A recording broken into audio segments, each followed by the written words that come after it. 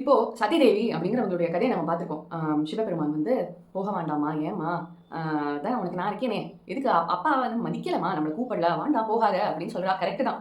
ஆனா, என்ன இருந்தாலும் கல்யாணம் ஆகி வந்ததுக்கு அப்புறமா, நம்ப அப்பா, அம்மா அப்படிங்கிறது ஒரு பொண்ணு அப்படியே உதறி தள்ளிட்டு வந்துர முடியுமா? "எங்க அப்பா, நான் தைரியம் உரிமையா போய் நான் கேட்க போறேன்" அப்படின்ட்டு போறா. அந்த அப்பாவாவது புரிஞ்சுண்டாளா? தக்ஷ பிரஜாபதி புரிஞ்சுண்டாளா? ஐயோ! நம்ம குழந்தை நம்மள தேடி வந்துருச்சு. சரி ஏதோ ஆசைப்பட்டா கல்யாணம் பண்ணிட்டா அப்படின்னு புரிஞ்சுண்டாளா? இல்ல. அவமானப்படுத்தணுன்ற இன்டென்ஷனோடயே பண்ணான். அப்பாவும் புரிஞ்சுக்கல, புருஷனும் புரிஞ்சுக்கல. இப்படி இக்கட்டா மாட்டிக்கிட்டு பல காலம் கஷ்டப்படுறா.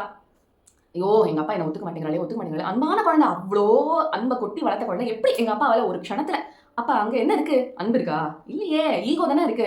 அந்த ஈகோவ எடுக்கக்கூடியவரா தான் வீரபத்ரர் அப்படிங்கிறவர் வராரு இல்லையா? கோரமா வராரு இல்லையா? பத்ரகாளி அப்படிங்கிறவளோட அந்த வீரபத்ரர், பத்ரகாளி. அவங்கலாம் எதுக்காக வராங்க? அந்த ஈகோ, ஆணவம் அப்படிங்கிற விஷயம் கண்ண மறைக்கிறதே, அன்ப மறைக்கிறதே. அப்போ அன்ப புரிஞ்சு அன்பே ரூபமா இருக்கக்கூடிய நம்ம எல்லாம் சொல்றோம், அன்பே சிவம் அப்படின்னு. அந்த அன்ப புரிஞ்சு, புரிஞ்சு, புரிஞ்சு பெண்மைனா என்ன அப்படின்னு புரிஞ்சுக்க ஆரம்பிக்கிறது தான் இந்த பைரவ ரூபம். சிவா என்ன பண்றாரு? மெடிடேஷன்ல அப்படியே ஆழ்ந்து உட்கார்ந்திருக்காரு. அவருக்கு சதி தேவிக்குள்ள இந்த மாரி உணர்வுகள்லாம் கஷ்டமா இருக்கா அப்படிங்கிறது தெரியல. ஆனா அன்பு நெறைய இருக்கு. ஆனா சதி படுற கஷ்டங்கள் தெரியல. அப்போ ஒரு ஹஸ்பண்ட் அண்ட் ஒய்ஃப்குள்ள அன்பு நெறைய இருக்கு. ஆனா அவங்க படுற கஷ்டத்த நம்ம புரிஞ்சுக்கல அப்படிங்கும்பொழுது அந்த விமன் நெறைய கஷ்டப்படுறா. ரொம்ப கஷ்டப்படுறா.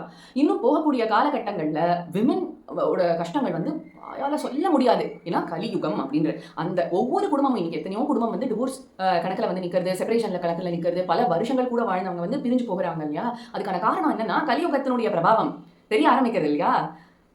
அந்த ஃபெமினிட்டிய புரிஞ்சுக்க முடியல. என்ன தான் ஒரு மேல் வந்து குருநாதர் சொல்வாரு யோனி கான்ஷியஸ்னஸ் அப்படின்னு. ஒரு மேல் என்னதான் அந்த ஒய்ஃப்க்கு வந்து ஆதாரம் குடுத்தாலும், பைரவர் இந்த அப்படிங்கிறவர் வந்து இந்த சதிதேவியை புரிந்து கொள்வதற்காக எந்த அளவுக்கு புரிஞ்சுக்கிறாரு தெரியுமா? அந்த சதிதேவியினுடைய பாடி எரிஞ்சு போனோனே, "ஐயோ! என் தங்கமே" அப்படின்னு தூக்கி வச்சுட்டு அவர் அழறாரு இல்லையா? அது என்ன ரூபம்? அதுதான் அந்த பைரவ ரூபம். அந்த சதிதேவிய கையில எடுத்துட்டு அழறாரு. ஐயோ! இப்படி தெரியாம பண்ணிட்டேனே! உன்ன புரிஞ்சுக்கலையே!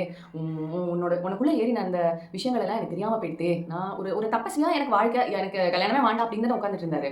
அவர தான் புடிச்சு இழுத்து சதிதேவி இந்த மாதிரி ஒரு விஷயங்கள் மாய லீல அதெல்லாம் பண்றதுல வந்து பயங்கரம். என்ன ஒரு பெயின்! என்ன பெயின்!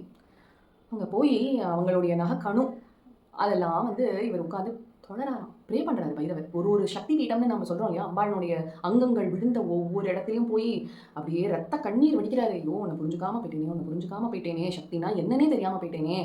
அன்பு இருக்கு. அத்தன அன்பு இருக்கு. ஆனா, அத புரிஞ்சுக்க தெரியல இல்லையா? அப்போ போயிட்டா. சக்தி போயிட்டா. சதி இல்ல. அந்த விழுந்த ஒவ்வொரு பார்ட்டையும் அவர் போய் போய் போய் உட்கார்ந்து அனுபவிக்கிறாராம். அவர் ரசிக்கிறாராம். "நீ என் கூட இருந்தியே! இப்படி பண்ணி, அப்படி பண்ணி" அப்படின்னு அந்த அந்த ஒரு பைரவர ஒரு செகண்ட் யோசிச்சு பாருங்க.